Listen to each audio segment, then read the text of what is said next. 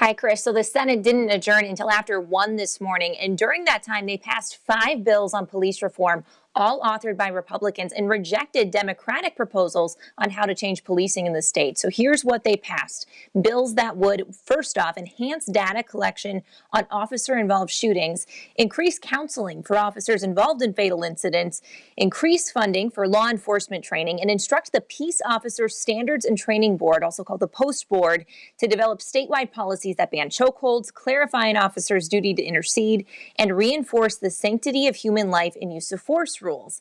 And we mentioned Republicans didn't include the proposals added by Democrats. Those were tossed out on procedural votes.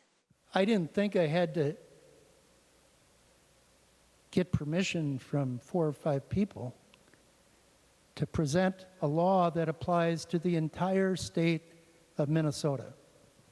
Not just South Minneapolis, the entire state of Minnesota. We're called state senators for a reason.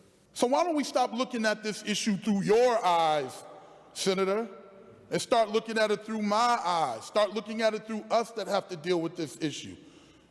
If we want to get warmed up about this issue, I've been dealing with this all my life. The day that I learned how to cross the street on a red light, the next thing my mother said on 35th and Clinton in my district is, watch out for those police. The Senate meets again on Friday, and you mentioned, Chris, that the House is holding hearings today, and during those hearings, they will be discussing ways to help Minneapolis business owners who had property damaged during the unrest following George Floyd's death. Chris? Yeah, lots to discuss. Thanks for the update, Jennifer.